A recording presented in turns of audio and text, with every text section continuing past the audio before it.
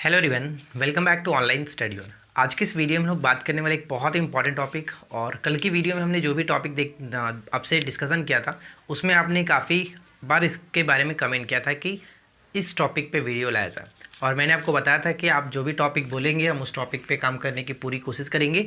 तो फिलहाल आज इस वीडियो में हम लोग देखने वाले हैं पंचायती राज। तो पंचायती राज से संबंधित जो पॉइंट्स आपको जानने चाहिए, एग्जाम्स के पॉइंट ऑफ व्यू से इंपॉर्टेंट है, वो सभी चीज़ें हम यहाँ पे कवर करने वाले हैं। तो वीडियो काफ़ी इंटरेस्टिंग रहने वाली है, वीडियो के साथ आखिरी तक बने रहिएगा और अच्छे तरीके से सारी चीज़ों को समझिएगा। तो चलिए इस वीडियो को हम लोग शुरू करते हैं।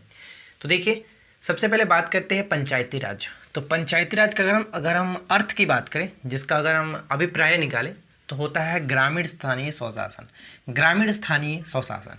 तो यहाँ पे अगर हम स्थानीय स्वशासन को पकड़े तो दो प्रश्न यहाँ से बनते हैं। पहला कि स्थानीय स्वशासन के जनक के रूप में किसे जाना जाता है, तो इसे याद रखिएगा, लॉर्ड रिपन। लॉर्ड रिपन को स्थानीय स्वशासन का जनक माना जाता है। और अगर हम बात करें स्थानीय स्वशासन जो है वो किस सूची के विषय के अंतर्गत आता है, जैसे हमारे संविधान की 7वीं अनुसूची में 3 सूचियों के बारे में उल्लेख किया गया, राज्य सूची, केंद्र सूची, संघ सूची जो कहते हैं, और एक समवर्ती सूची। तो स्थानीय स्वशासन का जो विषय है वो आता है राज्य सूची के अंतर्गत। ठीक है, यानी इस पर कानून बनाने का जो अधिकार होता है वो राज्य सरकार के पास होता है। इस चीज़ को ध्यान रखेंगे। ठीक है, अब अगर हम बात करें कि पंचायती राज को संविधान में शामिल कब किया गया, तो पंचायती राज को संविधान में शामिल किया गया था 73वें संविधान संशोधन अधिनियम 1992 के द्वारा। और ये लागू कब हुआ था, तो लागू हुआ था 24 अप्रैल, डेट याद रहेगा, 24 अप्रैल 1993 से ये लागू हो गया। और इसी वजह से 24 अप्रैल को प्रत्येक वर्ष पंचायती राज दिवस के रूप में भी मनाया जाता है। 24 अप्रैल को पंचायती राज दिवस के रूप में हम लोग मनाते हैं। तो ये डेट इंपॉर्टेंट है, इसे याद रखिएगा। अब देखिए, ये पंचायती राज अगर हम बात करें संविधान में शामिल हो चुका है, तो इसका भाग है क्या, संविधान में भाग 9 के अंतर्गत ये आता है। संविधान के भाग 9 के अंतर्गत आता है। अनुसूची कौन सी है, तो इसमें 11वीं अनुसूची में बात किया गया। संविधान की 11वीं अनुसूची पंचायती राज से संबंधित है, और इसमें पंचायतों को कितने विषय दिए गए हैं काम करने के लिए, तो टोटल 29 विषय दिए गए। अगर हम पहले ही पॉइंट्स की अगर बात करें, यहाँ से स्टार्टिंग से 3-4 पॉइंट्स, तो यहीं से कई सारे प्रश्न पूछे जाते हैं, कई बार पूछे जाते हैं। तो ध्यान रहेगा, जनक किसे माना जाता है, लॉर्ड रिपन को। विषय राज्य सूची के अंतर्गत आता है। 24 अप्रैल को पंचायती राज दिवस के रूप में मनाते हैं। कौन सा संविधान संशोधन है, 73वां संविधान संशोधन अधिनियम 1992, जो कि लागू हुआ 93 में। और पंचायत राज का चुनाव कराने की जो प्रक्रिया होती है, प्रणाली होती है, वो प्रत्यक्ष एवं गुप्त मतदान के द्वारा होता है। गुप्त मतदान के द्वारा। संविधान के किस भाग में इसका वर्णन है, भाग 9 में, अनुसूची 11वीं। और पंचायतों को काम करने के लिए कितने विषय दिए गए, 29 विषय दिए गए। तो ये ऊपर से आपका कुछ पॉइंट्स इंपॉर्टेंट क्लियर हो गया। अब यहाँ पे कि ग्राम पंचायतों को संगठित करने का जो निर्देश दिया जाता है, ग्राम पंचायतों को संगठित करने का जो निर्देश दिया जाता है वो अनुच्छेद 40 में। जब 40 अनुच्छेद आ जाता है तो आपको ये चीज़ क्लियर हो गया होगा कि ये किसके अंतर्गत आता है, राज्य के नीति निषेध सिद्धांत के अंतर्गत, जो कि अनुच्छेद 36 से लेकर के 51 तक आता है। यानी राज्य के नीति निषेध सिद्धांतों के अंतर्गत पंचायती राज आपका आता है। इसके बाद अगर हम बात करें, पंचायतों को मुख्य कार्य की जिम्मेदारी होती है, यानी पंचायतों को मुख्य कार्यों की जिम्मेदारी होती है। कौन से कार्य की, तो सामाजिक न्याय और आर्थिक विकास। सामाजिक न्याय और आर्थिक विकास, ये पॉइंट्स इंपॉर्टेंट है, इसे ध्यान में रखेंगे। ठीक है, इसके बाद आता है कि भारत में पंचायती राज प्रणाली को शुरू कब किया गया था, तो भारत में पंचायती राज प्रणाली को शुरू किया गया था उस वक्त के तत्कालिक जो प्रधानमंत्री थे जवाहरलाल नेहरू जी के द्वारा 2 अक्टूबर 1959 को। कब, 2 अक्टूबर 1959 को। कहाँ पर, राजस्थान के नागौर जिले के एक, ध्यान रखिएगा, बगधरी गांव में। ठीक है, कहाँ पे, बगधरी गांव में। हो सकता है कि आप गांव भी पूछ ले, क्योंकि रट्टा मारा गया है। अब तो भाई ये राजस्थान का नागौर जिला सभी को पता है, लेकिन ये थोड़ा सा यूनिक हो जाएगा एग्जाम्स के पॉइंट ऑफ व्यू से। बगधरी गांव, ये ध्यान रखिएगा। दूसरे की बात करें तो दूसरे नंबर पे आंध्र प्रदेश में लागू किया गया था। धीरे धीरे बाकी राज्यों में लागू किया जाने लगा। अब इसके बाद आता है कि पंचायतों से संबंधित, पंचायती राज से संबंधित कौन कौन से समितियां बनी थी। और इन समितियों को याद रखना इसलिए भी इंपॉर्टेंट हो जाता है क्योंकि ये समितियां हमेशा क्रम से सजाने के लिए आपको मिलता है। एग्जाम्स में जब भी आप देखोगे तो क्रम से सजाने के लिए ही मिलेगा, तो इसको आप अच्छे से ध्यान में रखेंगे। देखिए, बलवंत राय मेहता समिति जो कि सबसे पहले गठित हुई थी, सामुदायिक विकास कार्यक्रम और राष्ट्रीय विस्तार जो सेवा है 1953, उसको उसकी जांच करने के लिए समिति का गठन किया गया था। और इस समिति मतलब एक्चुअली जो है वो 1957 में पंचायती राज से संबंधित जो कि सुझाव दिया था 1957 में, ये ध्यान रहेगा। इस समिति का गठन भी 1957 में हुआ था, जनवरी 1957 में, लेकिन इस समिति ने अपनी रिपोर्ट नवंबर 1957 में पेश की थी। बलवंत राय मेहता समिति ने पंचायती राज्य को त्रिस्तरीय जो कि रहने का स्वरूप बताया था, त्रिस्तरीय। जबकि अशोक मेहता समिति उसके कुछ समय के पश्चात यानी 20 वर्षों के पश्चात 1977 में गठित हुई और इस समिति ने पंचायती राज व्यवस्था को 2 स्तरीय रहने का जो कि सिफारिश की थी। तो यहाँ से 2 क्वेश्चंस तो आपको हमेशा पूछा जाता है कि बलवंत राय मेहता समिति का संबंध किससे, पंचायती राज से है, साथ ही साथ इनका कितने स्तरीय पंचायती राज का सुझाव इन्होंने दिया था, तो 3 स्तरीय, जबकि अशोक मेहता समिति ने 2 स्तरीय पंचायती राज का सुझाव दिया था। ये चीज़ ध्यान में रखना है, ठीक है। इसके बाद और इस समिति ने अपना रिपोर्ट, अशोक मेहता समिति ने अपना रिपोर्ट 1978 में पेश किया था, ये भी याद रखेंगे। इसके बाद आता है नेक्स्ट वन की जीवीके राव समिति। जीवीके राव समिति 1985 में गठित हुआ था, ये ध्यान रहेगा, मोस्ट इंपॉर्टेंट। और साथ ही साथ LM सिंधवी समिति, LM सिंधवी समिति 1986 में गठन हुआ था। इन सभी को आपको क्रम से याद रखना है इसी तरह से। और एक आता है थुंगन समिति 1988 में, थुंगन समिति 1988 में, ठीक है फ्रेंड्स।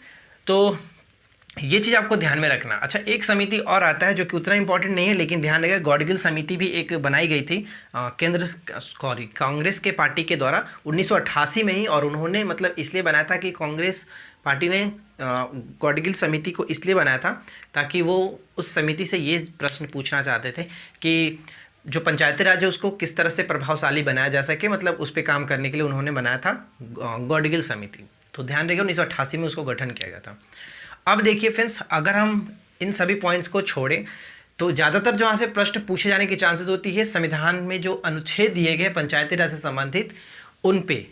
तो अगर आप इसको देखोगे तो 243 से लेकर के 243 के ओ तक, यानी कि एक तो आपका 243 हो जाता है और उसके बाद 15 और है ए से लेकर के ओ तक, ठीक है। ए से लेकर के ओ तक 15 अनुच्छेद और भी हैं जो कि एग्जाम्स में बार बार रिपीट होते हैं, लेकिन उसमें से कुछ ही कुछ ऐसे हैं जो कि बार बार रिपीट होते हैं। वैसे तो मैं आपको लिस्ट अगर दिखाना चाहूँ तो आप यहाँ पे लिस्ट देख सकते हैं कि इसमें क्या क्या पूछा जाता है, यानी टोटल 0 से लेकर के यानी ए से लेकर के 15 तक कौन कौन से हैं, आप इनको देख सकते हो। लेकिन अगर हम बात करें कि एक एक्सपेक्टेड और एक प्रीवियस क्वेश्चंस को देखते हुए कि इसमें सबसे ज़्यादा जो पूछा क्या गया, तो सबसे ज़्यादा पूछा आपका गया कुछ यहीं पे मैंने यहाँ पे नोट डाउन कर रखा है। जैसे चलो एक एक करके देखते हैं, पहले आप इसको देख लीजिएगा और हो सके तो आप इसका स्क्रीनशॉट ले सकते हैं। चलिए इसके बाद हम बात करते हैं 243। सबसे पहले 243 में परिभाषा दिया गया, जो पंचायती राज से परिभाषा 243 में दिया गया। उसके बाद अगर हम बात करें 243 के ए में ग्राम सभा के बारे में उल्लेख है, ग्राम सभा 243 के ए। उसके बाद हम बी छोड़ते हैं, बी में उतना इंपॉर्टेंट नहीं था। 243 के सी में पंचायतों का गठन। देखिए थोड़ा सा मैं आपको हेल्प कर देता हूँ, अगर आपको याद रखने में थोड़ा सा अगर ये सुविधा दे तो बहुत अच्छी बात है। सी यहाँ पे अगर देख रहे हो तो सी यानी तीसरे नंबर पे आता है सी। तो गठन में भी आप अक्षर देखिए 3 ही अक्षर है, तो इस तरह से थोड़ा सा आपका सुविधा हो जाएगा याद रखने में। उसके बाद 243 के डी में क्या होता है कि सीटों का आरक्षण, पंचायतों में जो सीटों का आरक्षण दिया गया उसके बारे में। तो डी यहाँ पे देखिए डी 4 नंबर पे आता है, तो आरक्षण में भी तो 4 नंबर है, 4 लेटर है आरक्षण, ठीक है, इस तरह से याद रख सकते हैं। उसके बाद है कि 243 के ई में पंचायतों का कार्यकाल, तो यहाँ पे कार्यकाल पंचायतों कितना होता है, 5 वर्ष का होता है, यानी ई तो 5 नंबर पे आता ही है। तो इस तरह से हम याद रखेंगे कि ई आए तो समझेंगे कि कार्यकाल की बात की जा रही है, क्योंकि ई 5 नंबर पे आता है तो कार्यकाल 5 वर्ष का होता है, ठीक है। उसके बाद हम देखते हैं जी मतलब जीनियस लोगों के पास ही काफ़ी शक्तियाँ होती है, सुपर हीरो जो आप देखते हैं, सुपर हीरो क्या होते हैं, जीनियस लोग होते हैं ना। पंचायतों की शक्तियाँ और दायित्व जो है वो जी यानी कि 243 के जी के अंतर्गत है। आई अगर हम बात करें तो वित्तीय स्थिति की समीक्षा के लिए गठित जो वित्त आयोग का गठन होता है वो 243 के आई के अंतर्गत होता है। वित्त आयोग का गठन, राज्य में वित्त आयोग का गठन जो होता है वो 243 की आई के अंतर्गत होता है। इसमें कोई ट्रिक नहीं है, बस याद रखिए। और 243 के क जो कि बार बार पूछा जाता है, पंचायतों का चुनाव 243 के के अंतर्गत आता है, ठीक है। तो ये कुछ है इंपॉर्टेंट जो कि आपको याद रखना है किसी भी तरह से, और अगर आप इतना याद रख लेते तो बाकी को भी अगर याद रखना है तो फिलहाल आप पढ़ सकते हैं जो मैंने लगाया था, या फिर अगर आपके पास एम लक्ष्मीकांत बुक है, तो वहाँ से पंचायती राज से संबंधित सारी पॉइंट्स को कवर कर सकते हैं अच्छे तरीके से। फिलहाल हम लोग बात कर रहे हैं बिहार एसएससी सीजीएल, यानी जो कि वनडे एग्जाम्स के लिए और ऑप्शन जो 4 होते हैं उसके लिए। ठीक है फ्रेंड्स, अगर आपको मेंस की बात करना है जैसे कि बीपीएससी हो गया, यूपीएससी हो गया, तब वहाँ पे आप जाकर के डीपली पढ़ सकते हो, उसमें कोई दिक्कत नहीं है। ठीक है, चलिए फिलहाल यहाँ पे क्या है, अगला प्रश्न हमारा बनता है महिलाओं के लिए आरक्षण। यानी कि अगर हम बात करें कि पंचायती राज चुनाव में महिलाओं के लिए जो आरक्षित सीटें हैं वो कितनी प्रतिशत है, तो 1/3 कह सकते हैं या फिर 33% कहेंगे। 1/3 या फिर 33%, राइट। उसके बाद है कि ग्राम पंचायतों के आय का स्रोत क्या होता है। ग्राम पंचायतों के आय का स्रोत होता है मेला और बाजार कर। मेला और बाजार कर, ये ध्यान रखिएगा, मेला और बाजार कर। इसके बाद है कि विघटन के बाद पुनः निर्वाचन का आवश्यक होता है। यानी अगर जो कार्यकाल आपने देखा था कि 5 वर्ष का होता है, लेकिन 5 वर्ष से पहले अगर विघटन कर दिया जाता है तो विघटन के बाद पुनः निर्वाचन का जो आवश्यक होना चाहिए वो 6 महीने से पहले आवश्यक होना चाहिए कि जो निर्वाचन करना है, तो 6 महीने से पहले ये ध्यान रखना है। उसके बाद आता है कि चुनाव लड़ने के लिए, अगर आप पंचायती राज का मतलब पंचायतों के लिए चुनाव लड़ना चाहते हैं तो न्यूनतम आयु जो होनी चाहिए वो 21 वर्ष की होनी चाहिए, 21 वर्ष। उसके बाद अगर हम बात करें कि पंचायती राज आधारित किस पर है, तो सत्ता के विकेंद्रीकरण पर आधारित है। सत्ता के विकेंद्रीकरण पर आधारित है। अगर हम बात करें कि पंचायतों को जो कि निधि हेतु किस पर निर्भर रहते हैं, तो सरकारी अनुदान पर ये निर्भर रहते हैं। और लास्ट यहाँ पे कि निर्वाचन जो होता है कौन करता है, राज्य निर्वाचन आयोग करता है। यानी कि जो स्थानीय स्वशासन का निर्वाचन जो होता है वो राज्य निर्वाचन आयोग के द्वारा होता है। ठीक है फ्रेंड्स, तो देखिए पंचायती राज से संबंधित जो भी इंपॉर्टेंट पॉइंट्स आपको जानने चाहिए थे वो सारे की सारी हमने यहाँ पे कवर कर लिए। तो आप एक बार स्क्रीनशॉट इसका लेना चाहो तो ले सकते हो, ताकि आप बाद में रिविजन्स कर सको, बाद में मत कहना कि हम हटे नहीं थे। ठीक है, तो यहाँ पे स्क्रीनशॉट आपने ले लिया होगा। चलिए हम बात करते हैं कि क्वेश्चंस डायरेक्ट पहले ये पूछा जाएगा कि बिहार पंचायत राज अधिनियम जो कि कब पारित हुआ, कब पारित हुआ, तो ये 2006 में लागू हुआ था, 2006 में आया था अधिनियम। तो ये चीज़ याद रहेगा, पहला चीज़ कि 2006 में, क्योंकि डायरेक्ट ये क्वेश्चंस कई बार पूछा गया है, प्रैक्टिस सेट अगर हमने लगाया है तो देखा है। ठीक है, अब वहाँ पे बात करते हैं इसके आगे के जो भी पॉइंट्स होंगे, बस इसी पॉइंट्स को आप ध्यान में रखिएगा, इसमें ज़्यादा कुछ और अब डीपली नहीं पढ़ना है। अगर आप डीपली पढ़ने लगोगे जो बिहार सरकार की तरफ से आया है तो वो बहुत ज़्यादा जो कि लंबा है यार, 140 पेज से भी ज़्यादा है, तो उतना नहीं करना है हमें। बस फिलहाल लास्ट टाइम पे इतना सारी चीज़ों को पढ़ लीजिए, इतना से काम चल जाएगा। और अगर अधिक जानना है, फिलहाल आपके पास टाइम है तो भाई पढ़ सकते हैं, कोई दिक्कत नहीं है। चलिए पहला पॉइंट कि ग्राम सभा की जो बैठक होती है, ग्राम सभा की बैठक की जो अवधि होती है वो कितनी होती है। पहला प्रश्न ये कि ग्राम सभा की बैठक की जो अवधि होती है, तो यहाँ पे ध्यान दीजिएगा, ये समय समय पर होती रहेगी, समय समय पर होगी, ये बात कही गई है।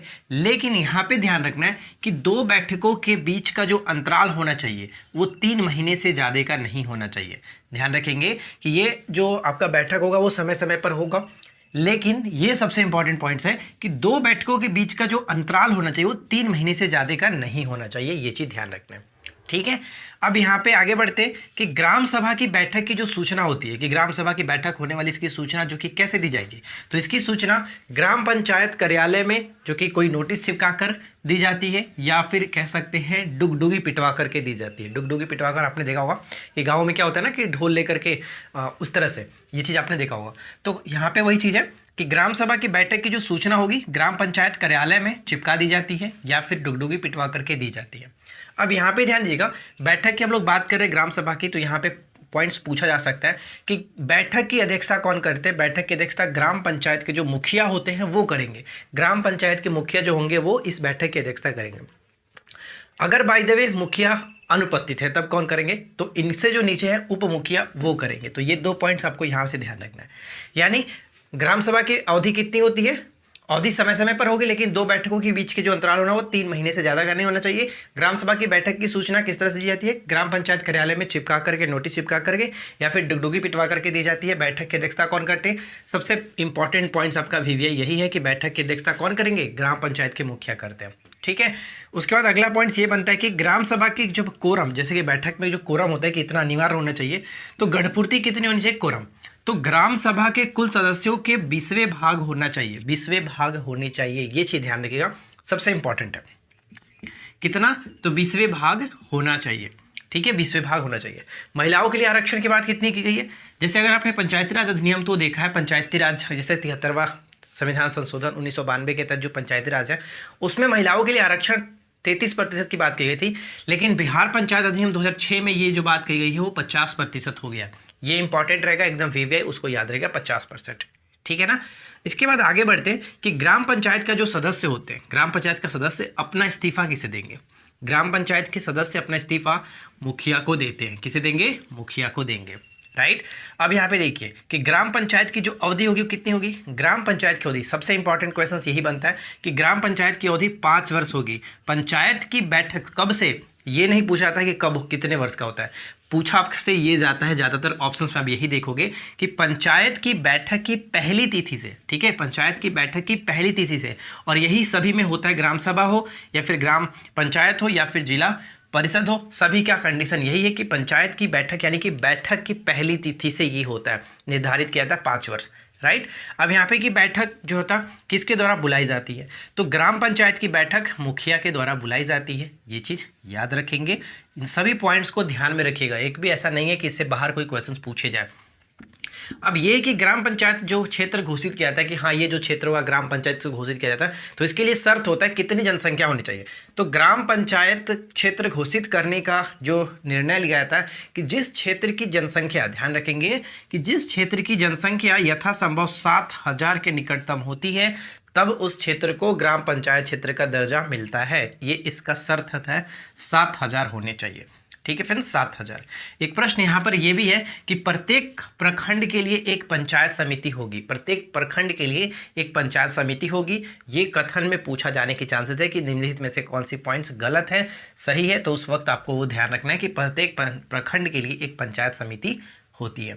इसके बाद अगला पॉइंट ये है कि पंचायत समिति भंग है तो ध्यान रखिएगा कि अगर पंचायत समिति 5 वर्ष से पहले भंग हो जाती है तो नॉन निर्वाचित जो समिति का कार्यकाल होगा वो कितना होगा? जैसे तो आपने देखा कि 5 वर्ष का होता है, लेकिन बाय द वे अगर बीच में भंग हो जाती है तब कितना होगा?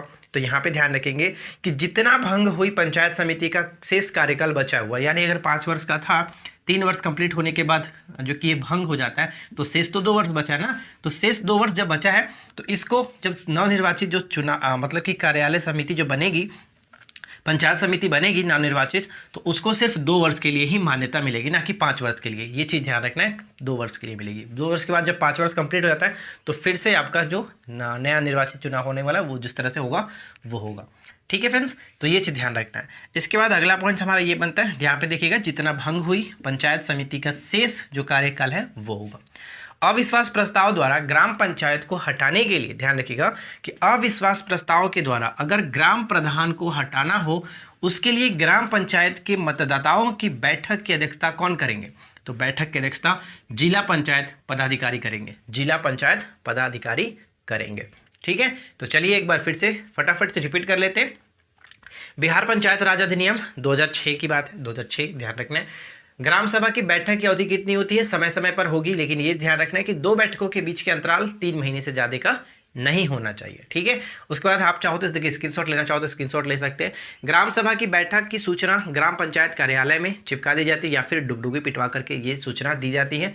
ग्राम सभा के कोरम के लिए कितने सदस्य होने चाहिए? तो ग्राम सभा के कुल सदस्यों के 20वें भाग होने चाहिए, 20वें भाग। ये पॉइंट्स इंपॉर्टेंट रहेगा, 20वें भाग। ग्राम पंचायत का सदस्य या फिर हम यहाँ पे पहले ये देखें कि ग्राम जो सभा थी इसकी बैठक की अध्यक्षता कौन करेंगे? तो ग्राम पंचायत के मुखिया करते हैं। ग्राम पंचायत का सदस्य अपना इस्तीफा मुखिया को देता है। यह चीज़ आगे बढ़े हैं। ग्राम पंचायत का जो अवधि होती है वो 5 वर्ष निर्धारित होती है, लेकिन कब से? तो पंचायत की बैठक की पहली तिथि से बैठक मुखिया के द्वारा बुलाई जाती है। क्षेत्र की घोषणा तब की जाएगी जब उस क्षेत्र की जनसंख्या 7,000 के आसपास हो, निकटतम हो, ठीक है। पंचायत समिति भंग होने पर नवनिर्वाचित समिति का कार्यकाल कितना होगा? जितना भंग हुई पंचायत समिति का शेष कार्यकाल बचा हुआ है। महिलाओं के लिए आरक्षण कितना प्रतिशत है? 50% के आरक्षण की बात की गई है, और प्रत्येक प्रखंड के लिए एक पंचायत समिति होगी। तो बस आज की इस वीडियो में इतना ही। उम्मीद करते हैं कि पंचायत राज समिति संबंधित सारे जो पॉइंट्स होंगे एग्जाम्स के पॉइंट ऑफ व्यू से वो कवर हो गए होंगे, लेकिन जितना हमने देखा है अब तक वो सारी चीज़ें यहाँ पे हमने मेंशन कर दिया। फिर भी अगर आपको लगता है कि इतना से काम नहीं बनने वाला तो भैया मैं आपसे बस एक ही रिक्वेस्ट करूँगा कि आप बिहार सरकार की तरफ से जो अधिनियम जारी की गई है 2006 का पूरा एक लिस्ट PDF आप उसको पढ़ लीजिएगा, हो सके तो मैं उस PDF को टेलीग्राम पर डाल दूंगा, आप वहाँ से पढ़ लीजिएगा, ठीक है। लेकिन हमारे तरफ से जो हो सकता है, मैं इससे ज़्यादा आपको रिकमेंड नहीं करूँगा कि इतना पढ़ लीजिए, इतना काफ़ी है, इतना से ज़्यादा क्वेश्चंस नहीं पूछे जाएंगे। मेन जो क्वेश्चंस बनते हैं यही सब बनते हैं जो कि हमने यहाँ पे इंक्लूड कर दिया है। विजयनगर साम्राज्य, ठीक है फ्रेंड्स, विजयनगर साम्राज्य पे आज हम चर्चा करेंगे और विजयनगर साम्राज्य संबंधित जो पॉइंट्स आपको जानने चाहिए एग्जाम्स के पॉइंट ऑफ व्यू से, वो हम इस वीडियो में देखने वाले हैं। पूरा का पूरा मैंने यहाँ पे लिख रखा है, ठीक है। अगर आप इतना अच्छे तरीके से समझ लेते हैं तो विजयनगर साम्राज्य आपका क्लियर रहेगा। जहां तक क्वेश्चंस पूछ जाते हैं वो सभी चीज़ हमने यहाँ पे मेंशन कर रखा है। तो चलिए ज़्यादा समय ना लेते हुए इस वीडियो को कंटिन्यू करते हैं। तब तक आप वीडियो को कर दीजिए लाइक और चैनल को कर लीजिए सब्सक्राइब। सबसे पहले विजयनगर साम्राज्य। देखिए, विजयनगर साम्राज्य की स्थापना की अगर हम बात करें तो ये दो भाइयों के द्वारा मिलकर के की गई थी। हरिहर और बुक्का नामक दो भाई थे जिन्होंने अपने गुरु विद्याधरणी के आशीर्वाद, विद्यारण्य कह सकते हैं, विद्यारण्य के आशीर्वाद से इन्होंने स्थापना की थी। कब? तो 1336 ईस्वी में। 1336 ईस्वी में। अगर आपसे पूछा जाए कि 1336 ईस्वी में, यानी कि ये जो विजयनगर साम्राज्य है, इसके स्थापना के समय ये जो इन्होंने हरिहर और बुक्का ने किसके समकालीन यानी कि मध्यकालीन शासक कौन था, दिल्ली सल्तनत का शासक कौन था? तो आप याद रखेंगे मोहम्मद बिन तुगलक, MBT। मोहम्मद बिन तुगलक के समय में इन्होंने इसकी स्थापना की थी, ठीक है फ्रेंड्स। अगर हम बात करें कि विजयनगर साम्राज्य का जो अभी वर्तमान अगर हम स्वरूप देखें, जैसे हम्पी हो गया या फिर कुछ भी, मतलब विजयनगर साम्राज्य उस वक्त किस नदी के तट पर बसा हुआ था? तो तुंगभद्रा नदी के तट पर बसा हुआ था। ये पॉइंट्स इंपॉर्टेंट होगा। तुंगभद्रा नदी के तट पर विजयनगर साम्राज्य की राजधानी, और अगर क्षेत्र की बात करें तो कर्नाटक के क्षेत्र में आपका ये आएगा, ठीक है। उसके बाद अगर हम बात करें, देखिए विजयनगर साम्राज्य में एक यात्री आया हुआ था अब्दुल रजाक। अब्दुल रजाक जिन्होंने विजयनगर साम्राज्य को विश्व का सबसे भव्य शहर बताया था। तो ये डायरेक्ट आपसे प्रश्न पूछा जाएगा कि विजयनगर साम्राज्य में आए हुए किस यात्री ने विजयनगर साम्राज्य को भव्य शहर बताया था, विश्व का भव्य शहर बताया था? तो अब्दुल रजाक। अब प्रश्न ये बन सकता है कि अब्दुल रजाक जो किस शासक के समय में भारत की यात्रा इसने की थी या फिर विजयनगर साम्राज्य में आया हुआ था? तो इसने देवराय द्वितीय के समय में आया हुआ था। ये चीज ध्यान रहेगा देवराय द्वितीय के संबंध में। चलिए इसके बाद हम आगे बढ़ते हैं। विजयनगर साम्राज्य पर 4 वंशों का शासक रहा। विजयनगर साम्राज्य पर 4 वंशों का शासक रहा। संगम वंश, सालू वंश, तुलु वंश और आरवीड वंश। ये 4 आपको याद रखने हैं। संगम वंश के संस्थापक थे हरिहर और बुक्का, ये ध्यान रखेंगे। अपने पिता संगम के नाम पर इन्होंने संगम वंश नाम रखा था। सालू वंश की बात करें तो सालू नरसिंह जो कि इस वंश के संस्थापक हैं। तुलु वंश के संस्थापक की बात करें तो वीर नरसिंह, ठीक है, वीर नरसिंह, ये चीज ध्यान रखिएगा। ये 3 आपको इंपॉर्टेंट है। चौथा आपको उतना कभी पूछा नहीं जाता, 3 आपको बस ये मोस्टली याद रखना है। अब बात करते हैं कि बहमनी और विजयनगर के मध्य जो सीमा थी वो किस नदी को माना जाता था? कृष्णा नदी को। एक्चुअली जो बुक्का था ना, बुक्का, उसने ये माना था कि बहमनी और विजयनगर साम्राज्य की जो मध्य सीमा होगी वो कृष्णा नदी को ही इन्होंने माना था। कृष्णा नदी दोनों के बीच की सीमा मानी जाती थी, ठीक है, बुक्का माना करता था। देखिए बुक का यहाँ पे मैंने लिख रखा है, वेद प्रतिष्ठापक नामक एक उपाधि इसने धारण किया था। वेद मार्ग प्रतिष्ठापक की उपाधि बुक का ने धारण किया था। ये चीज याद रखेगा, इंपॉर्टेंट हो जाता है। अब बात करते हैं यहाँ पे देवराय प्रथम। देखिए अगर हम विजयनगर साम्राज्य को पढ़ रहे हैं तो इससे संबंधित 3 जो शासक है उनसे ज्यादा प्रश्न पूछ जाते हैं। देवराय प्रथम, देवराय द्वितीय और कृष्ण देवराय। तो इन तीनों के संबंध में आपको जितना हो सके उतना अच्छे से ध्यान में रखिएगा। तो फिलहाल देवराय प्रथम के संबंध में ध्यान रखिए क्या क्या चीजें इंपॉर्टेंट है। देवराय प्रथम ने सिंचाई हेतु तुंगभद्रा नदी पर एक बांध बनवाया था। तुंगभद्रा नदी पर एक बांध बनवाया था सिंचाई हेतु, जो कि काफी अच्छा कार्य था। चलिए उसके बाद इनके समय में एक यात्री आया हुआ था, इटली यात्री, जिसका नाम क्या था? निकोलो कॉन्टी। निकोलो कॉन्टी, ये प्रश्न बहुत बार पूछा गया इसलिए हम इसको VVI कर देते हैं, आप इसको याद रखिएगा। निकोलो कॉन्टी किसके समय में आया हुआ था? किसके समय में? तो देवराय प्रथम के समय में ये आया हुआ था, ठीक है। चलिए इसके बाद हम बढ़ते हैं देवराय द्वितीय के संबंध में। तो देवराय द्वितीय के संबंध में पहले चीज कि इसको इमाड़ी देवराय के नाम से जाना जाता था। इमाड़ी देवराय या फिर एक जगबेटकर के नाम से, सॉरी, इसे इमाड़ी देवराय या फिर जगबेटकर के नाम से जाना गया। जगबेटर का मतलब क्या होता है? हाथियों का शिकारी, ठीक है, हाथियों का शिकारी, ये चीज ध्यान रखिएगा। जगबेटकर या फिर इमाड़ी देवराय किसे कहते थे? देवराय द्वितीय को। ये चीज ध्यान रखिए। प्रश्न पूछा जाता है कि किस विजयनगर के शासक ने अपने सैनिकों में तुर्क धनुधारियों को भर्ती की थी, तुर्क धनुधारियों को शामिल किया था? तो वो था देवराय द्वितीय, ठीक है, देवराय द्वितीय। तेलुगु कवि जो थे श्रीनाथ, किसके समय में किसके दरबार में रहते थे? तो श्रीनाथ भी देवराय द्वितीय के दरबार में ही रहते थे। तो ये भी एक इंपॉर्टेंट प्रश्न बन जाता है। और महानायक सुधानिधि, यानी ध्यान दीजिएगा रचना है देवराय द्वितीय की सुधा निधि, और ब्रह्म सूत्र पर भाष्य जो लिखा था देवराय द्वितीय ने ही लिखा था, संस्कृत ग्रंथ था। तो ये चीज ध्यान रहेगा, सुधा निधि और ब्रह्म सूत्र। तो ये इस लाइन पे सारी चीजें आपको क्लियर हो गई होगी, तो यहाँ तक ध्यान रहेगा। और इसके समय एक यात्री आया हुआ था, कौन था वो? अब्दुल रजाक और निकोलो कॉन्टी देवराय प्रथम के समय में आया हुआ था, ये चीज ध्यान रखिएगा। अब हम यहाँ पे बढ़ते हैं इसके आगे, जो कि कृष्णदेवराय। कृष्णदेवराय का संबंध किस वंश से था? तो ये तुलु वंश के शासक थे, ठीक है, तुलु वंश के शासक थे, ये चीज ध्यान रखिएगा, क्योंकि पूछा जाता है कि कृष्णदेवराय का संबंध किस वंश से था। विजयनगर साम्राज्य के किस वंश से शासक थे? तो तुलु वंश के ये शासक थे, राइट। और एक चीज ध्यान रखिएगा कि ये किस मुगल सम्राट, जो मुगल सम्राट के समकालीन थे, तो बाबर के समकालीन थे। बाबर ने अपनी आत्मकथा बाबरनामा में भारत का सर्वश्रेष्ठ जो कि शक्तिशाली शासक के रूप में कृष्णदेवराय का वर्णन किया है, ये भी चीज याद रखेंगे, ठीक है। चलिए इसके बाद हम आगे बढ़ते हैं कि कृष्णदेवराय ने गद्दी पर कब बैठा या फिर कृष्णदेवराय शासक कब बना? तो 8 अगस्त 1509, 8 अगस्त 1509, ये चीज याद रखिएगा, ठीक है। उसके बाद अगर हम बात करें कि कृष्णदेवराय की एक उपाधि कौन सी थी, तो यवन राज स्थापनाचार्य की एक उपाधि धारण की थी, यवन राज स्थापनाचार्य की उपाधि कृष्णदेवराय, ठीक है। राय यहाँ पे ध्यान दीजिएगा, जो राय लगता था ना, वो यहाँ पे पढ़ सकते हैं कि विजयनगर के राजा जो होते थे उनको राय कहा जाता था, विजयनगर के राजा को राय कहा जाता था। जैसे शक छाचा, जो कि शक जो शासक हुआ करते थे अपने आप को क्या कहते थे? क्षत्रप कहते थे। उसी तरह से यहाँ पे विजयनगर के जो राजा थे खुद को राय कहा जाता था, यानी कि राय इनको कहा जाता था। आपने यहाँ पे सभी में देख रहे हैं, जैसे कि देवराय प्रथम हो गया, देवराय द्वितीय हो गया, कृष्ण देवराय, आपने राय देख रहे हैं, तो राय इस तरह से यहाँ पे कहा जाता था। इसके बाद कृष्णदेवराय को अन्य नामों से जाना गया, आंध्र भोज, आंध्र पितामह, अभिनव भोज, तो ये तीन भी इंपॉर्टेंट हो जाता है, ठीक है। उसके बाद आगे बढ़ते हैं, नेक्स्ट पॉइंट इसमें यह है कि विजयनगर का प्रथम शासक कृष्णदेवराय हुआ जिसने पुर्तगालियों के साथ संधि की थी। ये पहला प्रश्न आपसे डायरेक्ट पूछा जाएगा कि विजयनगर का वो प्रथम शासक कौन हुआ जिसने पुर्तगालियों के साथ संधि की थी, या फिर पुर्तगालियों के साथ उनका व्यापार काफी अच्छा था, संबंध अच्छा था, तो वो थे कृष्णदेवराय। कृष्णदेवराय के संबंध में ही दो पुर्तगाली यात्री भी आए हुए थे, जिनका नाम हम यहाँ पे देख सकते हैं, डोमिंगो पायस और बारबोसा, ठीक है। जैसे निकोलो कॉन्टी देवराय प्रथम के, अब्दुल रजाक देवराय द्वितीय के समय में, तो यहाँ पे आप ध्यान रखिएगा डोमिंगो पायस और बारबोसा जो थे वो कृष्णदेवराय के संबंध में, यानी कि कृष्णदेवराय के समय में आए हुए थे, दोनों पुर्तगाली यात्री थे, राइट। और इनके समय में अष्ट दिग्गज भी होते थे, अष्ट दिग्गज, जो कि 8 महान कवि जो होते थे उनको अष्ट दिग्गज कहा जाता था। 8 विद्वानों का जो संगठन अष्ट दिग्गज कहा गया, और उन्हीं में से एक थे, यहाँ पे मैंने लिखा है, देखिए, अल्लाह सानी पेडाना। अल्लाह सानी पेडाना जो थे तेलुगु कविता के पितामह कहा जाता था। अल्लाह सानी पेडाना को तेलुगु कविता के पितामह के रूप में जाना जाता था, और इनकी रचनाओं आप यहाँ पे देख सकते हैं, मनुचित्र और हरिकथा सरंसम। हरिकथा सरंसम इनकी दो रचना थी अल्लाह सानी पेडाना की। अल्लाह सानी पेडाना जो थे वो अष्ट दिग्गज में ही एक थे, अष्ट दिग्गजों में से एक थे, राइट। और यहाँ पे इसके बाद हम बात करें, जैसे कि कृष्णदेवराय की जो रचनाएं होती थी, कौन कौन सी थी रचनाएं, तो अमुक्त मल्याद, एकदम वीवीआई है, अमुक्त मल्याद तेलुगु भाषा में इन्होंने लिखा था, और जम्बावती कल्याणम संस्कृत भाषा में लिखा था। इन दो रचनाओं को आप किसी भी तरह से याद रखिएगा, क्योंकि बार बार ये रिपीट होता रहता है।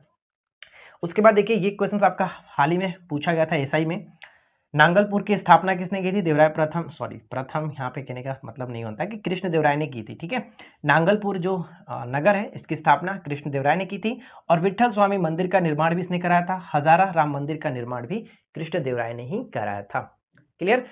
इनके समय में दरबार में तेनालीराम भी रहते थे, तेनालीराम आपने नाम सुना होगा, तेनालीराम, सॉरी तेनालीराम। तो यहाँ पे इनकी एक रचना थी पांडुरंग महात्म्य, पांडुरंग महात्म्य तेनालीराम की रचना थी, तेनालीराम की। कृष्णदेवराय के समय में ही ये रहते थे, इनके दरबार में रहते थे। एक प्रश्न आपसे ये पूछा जाएगा कि कृष्णदेवराय के समय में प्रांतों की संख्या कितनी थी, यानी विजयनगर जो था कितने प्रांतों में विभक्त था, तो टोटल 6 प्रांतों में विभक्त था, ये ध्यान रहेगा। कृष्णदेवराय के समय को तेलुगु साहित्य का क्लासिक युग के नाम से भी जाना जाता है, तेलुगु साहित्य का क्लासिक युग के नाम से भी जाना जाता है। एक चीज यहाँ पे याद रखिएगा कि वेदों के प्रसिद्ध भास्कर जो है वो सायन का संबंध भी विजयनगर साम्राज्य से ही था। ये क्वेश्चंस मैंने आपको एमसीक्यू में भी कई बार कराया है कि वेदों के प्रसिद्ध भाष्यकार सायन का संबंध भी विजयनगर साम्राज्य से ही था, ठीक है फ्रेंड्स। तो देखिए, विजयनगर साम्राज्य से संबंधित जो प्रश्न आपको जानने चाहिए वो हमने यहाँ पे कंप्लीट किया। एक होता है जो कि जैसे अगर विजयनगर साम्राज्य के पतन का बात करेंगे, युद्ध कहाँ, मतलब कौन सा युद्ध था, तो राक्षसी तंगड़ी कह सकते हैं, या फिर तालीकोटा का युद्ध के नाम से जाना जाता है। तो वो चीज़ याद रखिएगा। उस युद्ध के बाद हम माना जाता है कि विजयनगर साम्राज्य का पतन स्टार्ट हुआ। तो फिलहाल बस आपको इतने सारी चीज़ों को याद रखना है। स्क्रीनशॉट आप ले सकते हो, मैं थोड़ा साइड में हो जाता हूँ, आप स्क्रीनशॉट लेना चाहो तो ले सकते हो, ठीक है। तो बस फ्रेंड्स, उम्मीद करते हैं वीडियो पसंद आया होगा। वीडियो अच्छा लगा हो तो वीडियो को ज़्यादा से ज़्यादा लाइक करिए, अपने फ्रेंड के साथ शेयर करिए। और विजयनगर साम्राज्य से सारी चीज़ें यहाँ पे कवर हो गई है। अगर आपको जब भी एग्जाम्स में पहले जाना हो तो एक बार इसको रिविजन कर लीजिएगा, सारी चीज़ें आपको क्लियर हो जाएगी, राइट। चलिए मिलते हैं नेक्स्ट क्लास में किसी और टॉपिक के साथ। Thanks for watching, keep learning, have a good day.